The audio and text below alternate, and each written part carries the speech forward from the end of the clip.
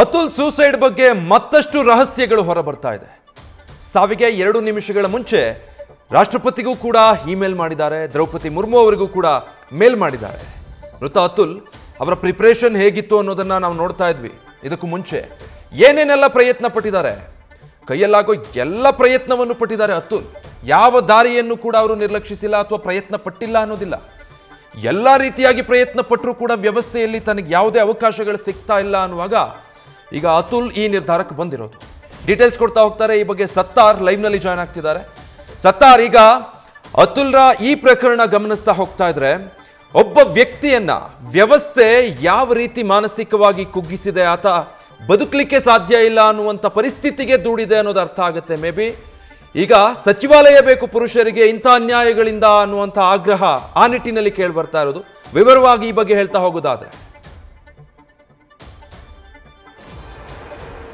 ವಿಜಯ್, ಈ ಒಂದು suicide case ಏನಿದೆ ಇದು ಒಂದು ಸಮಾಜಕ್ಕೆ ಅಂದರೆ ಈ ವ್ಯವಸ್ಥೆಗೆ ಹಿಡಿದಂತಹ ಒಂದು ಕೈಗಣ್ಣೆಡೆ ಅನ್ನೋ ಮಾತನ್ನು ಖುದ್ದು ಆತನ ಸ್ನೇಹಿತರು ಹೇಳ್ತಾ ಇರುವಂಥದ್ದು. ಪ್ರಮುಖವಾಗಿ ಆತ ಸಾವಿನ ಮನೆ ಸೇರುವಂತಹ ಮುಂಚೆ ಅಂದರೆ ತನ್ನ ಸಾವಿಗೂ ಟೈಮ್ ಟೇಬಲ್ ಹಾಕಿದ್ದಂತಹ ಅತುಲ್ ಮೊದಲಾಗಿ ಅಮೆರಿಕದ ಅಧ್ಯಕ್ಷರಾಗಿರುವಂತಹ ಡೊನಾಲ್ಡ್ ಟ್ರಂಪ್ ಇಂದ ಹಿಡಿದು ಪ್ರೆಸಿಡೆಂಟ್ ಆಫ್ ಇಂಡಿಯಾ ಅಂದರೆ ಭಾರತ ರಾಷ್ಟ್ರಪತಿಯಾಗಿರುವಂತಹ ದ್ರೌಪದಿ ಮುರ್ಮು ಅವರಿಗೂ ಪ್ರತಿಯೊಂದು ವಿಚಾರವನ್ನು ಕೂಡ ಅವರಿಗೆ ಟ್ಯಾಗ್ ಮಾಡಿದ್ದಾರೆ, ಪರ್ಸನಲ್ ಆಗಿ ಮೇಲ್ ಕೂಡ ಮಾಡಿದ್ದಾರೆ, ಸುಪ್ರೀಂ ಕೋರ್ಟ್ ಜಡ್ಜ್ ಕೂಡ ಮೇಲ್ ಮಾಡಿದ್ದಾರೆ.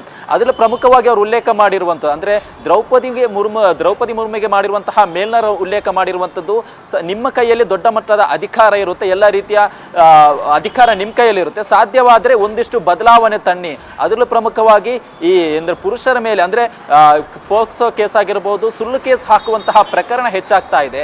ಇದರಿಂದ ಮಾನಸಿಕವಾಗಿ ದೈಹಿಕವಾಗಿ ಕುಗ್ಗಿ ಹೋಗ್ತಾ ಇದ್ದಾರೆ. ಇದು ಆತ್ಮಹತ್ಯೆಗೆ ದಾರಿ ಅಂದರೆ ಆತ್ಮಹತ್ಯೆಗೆ ದಾರಿ ಹಿಡಿಯಲು ಕಾರಣ ಆಗ್ತಾ ಇದೆ. ಅಂತರ ವಿರುದ್ಧ ನೀವೊಂದು ಬದಲಾವಣೆ ತರಬೇಕು ಅನ್ನೋ ನಿಟ್ಟಿನಲ್ಲಿ ದ್ರೌಪದಿ ಮುರ್ಮುಗೆ ಮಾಡಿರುವಂತಹ ಮೇಲ್ನಲ್ಲಿ ಉಲ್ಲೇಖವಾದ್ರೆ, ಇನ್ನು ಸುಪ್ರೀಂ ಕೋರ್ಟ್ ಜಡ್ಜಿಗೆ ಮಾಡಿರುವಂತಹ ಮೇಲ್ನಲ್ಲೂ ಕೂಡ ಅಂದರೆ ಸೆಕ್ಷನ್ಗಳ ವಿರುದ್ಧ ಕೂಡ ಅವರು ಮಾತನಾಡಿದ್ದಾರೆ. ಅದಕ್ಕೆ ಪ್ರಮುಖ ಕಾರಣ ಏನೆಂದ್ರೆ ವಿಜಯ್, ಇವರ ಮೇಲಿರುವಂತಹ 9 ಕೇಸ್ನಲ್ಲಿ ಪೈಕಿ ಒಂದು 302 ಕೇಸ್ ಕೂಡ ಹಾಕಿತ್ತು. ಅಂದ್ರೆ ಮಡದಿ 302 ಅಂದ್ರೆ ಮರ್ಡರ್ ಕೇಸ್ ಕೂಡ ಹಾಕಿದ್ರು. ಹಾಗಾದ್ರೆ ಮರ್ಡರ್ ಕೇಸ್ ಮಾಡಿರೋದು ಇವರು ನೇರವಾಗಿ ಯಾರ ಮೇಲೆ ಅಟ್ಯಾಕ್ ಮಾಡಿಲ್ಲ, ಯಾರ ಮೇಲೆ ಕೂಡ ಹಲ್ಲೆ ಮಾಡಿಲ್ಲ. ಮತ್ತ್ಯಾಕೆ ಈ ಮರ್ಡರ್ ಕೇಸ್ ಅನ್ನೋದನ್ನ ನಾವು ಗಮನಿಸ್ತಾ ಹೋಗೋದಾದ್ರೆ ನಮಗೆ ಸಿಕ್ಕಿರುವಂತಹ ಪೊಲೀಸ್ ಮೂಲ ಆಗಿರ್ಬೋದು, ಅವರ ಆಪ್ತ ವಲಯದಲ್ಲಿ ಸಿಕ್ಕಿರುವಂತಹ ಮಾಹಿತಿ ಏನಂದ್ರೆ ಅವರ ವಿರುದ್ಧ ಅವರ ಮಡದಿ ಒಂದು ಡೌರಿ ಕೇಸ್ ಹಾಕಿರ್ತಾರೆ, ಅಂದ್ರೆ ವರದಕ್ಷಿಣೆ ಕಿರುಕುಳ ಕೇಸ್ ಹಾಕಿರ್ತಾರೆ. ಅದರಲ್ಲಿ ಅವರು ಮೆನ್ಷನ್ ಮಾಡಿರ್ತಾರೆ ಅವರು ವರದಕ್ಷಿಣೆಗೆ ಡಿಮ್ಯಾಂಡ್ ಇಟ್ಟಿದ್ರು, ಅದು ಕೊಡದೇ ಇದ್ದಾಗ ತನ್ನ ತಂದೆಗೆ ಅಂದ್ರೆ ತನ್ನ ಮಡದಿ ಮಾಡಿರುವಂತಹ ಆರೋಪ ಇದು, ತನ್ನ ತಂದೆಗೆ ಅವರು ನಿರಂತರವಾಗಿ ಅವರಿಗೆ ಒತ್ತಡ ಆಗುವಂತಹ ಒಂದು ಕೆಲಸವನ್ನು ಮಾಡ್ತಾರೆ. ಅವರು ಹಾರ್ಟ್ ಪೇಷಂಟ್ ಆಗಿದ್ದು ಇದೇ ಒಂದು ದುಃಖದಲ್ಲಿ ಅವರು ಒತ್ತಡ ತಡೆಯಲಾಗಿದೆ, ಸಾವಿನ ಮನೆ ಸೇರ್ತಾರೆ. ಅವರ ಸಾವಿಗೆ ನೇರವಾಗಿ ಕಾರಣ ಆಗಿರುವಂತದ್ದು ಅತುಲ್ ಸುಭಾಷ್ ಎಂದು ಮಡದಿ ನಿಖಿತಾ ಸಿಂಘಾನಿ ಒಂದು ಆರೋಪವನ್ನು ಮಾಡಿರ್ತಾರೆ. ಅವರ ಸಾವಿಗೆ ನೇರ ಕಾರಣಕ್ಕೆ ಇವರ ವಿರುದ್ಧ 302 ಅಂದ್ರೆ ಮರ್ಡರ್ ಕೇಸ್ ಕೂಡ ಹಾಕಿರ್ತಾರೆ. ಅದರ ಜೊತೆಗೆ 2 ವರ್ಷದ ಮಗುವೇನಿದೆ ಅಂದ್ರೆ ಅವರು ಜೊತೆಗಿದ್ದಂತಹ ಸಂದರ್ಭದಲ್ಲಿ ಇದ್ದಂತಹ ಆ ಟೈಮ್ 2 ವರ್ಷದ ಹಿಂದೆ ಒಂದು ಕೇಸನ್ನು ಹಾಕಿರ್ತಾರೆ. ಇವಾಗ ಅವರಿಗೆ 4 ವರ್ಷ, ಮಗುವಿಗೆ 2 ವರ್ಷದ ಹಿಂದೆ ಒಂದು ಕೇಸನ್ನು ಹಾಕಿರ್ತಾರೆ.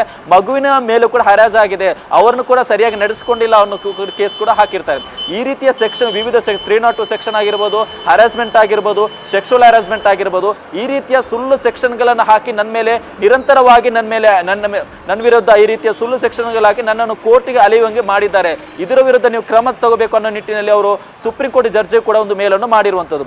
ಇದೀಗ ಫ್ಯಾಮಿಲಿ ಫೌಂಡೇಶನ್ ಏನಿದೆ, NGO ಏನಿದೆ, ಅವರು ಮಾಡ್ತಿರುವ ಒಂದು ಬೇಡಿಕೆಯನ್ನು ಇಟ್ಟಿದ್ದಾರೆ. ಅಂದ್ರೆ ಮಹಿಳಾ ಅಭಿವೃದ್ಧಿ ಮಕ್ಕಳ ಮತ್ತು ಮಹಿಳಾ ಅಭಿವೃದ್ಧಿ ಇಲಾಖೆ ಇರುವಂಗೆ ಪುರುಷರಿಗೂ ಕೂಡ ಒಂದು ಸಚಿವಾಲಯ ನಿರ್ಮಾಣ ಮಾಡಬೇಕು. ಯಾಕಂದ್ರೆ ಅವರು ಮಿನಿಸ್ಟ್ರಿ ಅಂತ ಸ್ಪಷ್ಟವಾಗಿ ಮೆನ್ಷನ್ ಕೂಡ ಮಾಡಿದ್ದಾರೆ. ತನ್ನ ಸುಪ್ರೀಂ ಕೋರ್ಟ್ ಜಡ್ಜಿಗೆ ಮಾಡಿರುವಂತಹ ಆ ಒಂದು ಮೇಲ್ನಲ್ಲಿ ಕೂಡ ಈ ಒಂದು ವಿಚಾರವನ್ನು ಮೆನ್ಷನ್ ಮಾಡಿದ್ದಾರೆ. ಆಯೋಗ ಅಲ್ಲ, ನಮಗೆ ಸಚಿವಾಲಯನೇ ಬೇಕು. ಯಾಕಂದ್ರೆ ಯಾವುದೇ ಒಂದು ಮಹಿಳೆಯರ ಸಂದರ್ಭದಲ್ಲಿ ಅವರಿಗೆ ನ್ಯಾಯ ಕೊಡಿಸಲು ಒಂದಿಷ್ಟು ಆಯೋಗ ಇರುತ್ತೆ, ಒಂದಿಷ್ಟು ವ್ಯವಸ್ಥೆ ಇರುತ್ತೆ. ಹಾಗಾದ್ರೆ ಪುರುಷರಿಗೆ ಇದು ಬೇಕಾಗುತ್ತೆ. ಯಾಕಂದ್ರೆ ಒಂದಿಷ್ಟು ಇದನ್ನೇ ದುರ್ಬಲ ಮಾಡಿಕೊಂಡು ಒಂದಿಷ್ಟು ಜನರು ಸುಳ್ಳು ಕೇಸ್ ಹಾಕ್ತಾ ಇದ್ದಾರೆ, ಪೋಕ್ಸೋ ಕೇಸ್ ಕೂಡ ಹಾಕ್ತಾ ಇದ್ದಾರೆ, ದೌರ್ಜನ್ಯ ಕೇಸ್ ಹಾಕ್ತಾ ಇದ್ದಾರೆ, ಡೌರಿ ಕೇಸ್ ಹಾಕ್ತಾ ಇದ್ದಾರೆ. ಇವೆಲ್ಲವನ್ನು ತಡೆಗಟ್ಟಬೇಕಾದ್ರೆ ನಮಗೆ ಒಂದು ಸಚಿವಾಲಯ, ಪ್ರತ್ಯೇಕವಾದಂತಹ ಒಂದು ಸಚಿವಾಲಯ ಬೇಕು ಅನ್ನೋ ನಿಟ್ಟಿನಲ್ಲಿ ಕೂಡ ಅವರು ಬೇಡಿಕೆ ಇಟ್ಟಿರುವಂಥದ್ದು.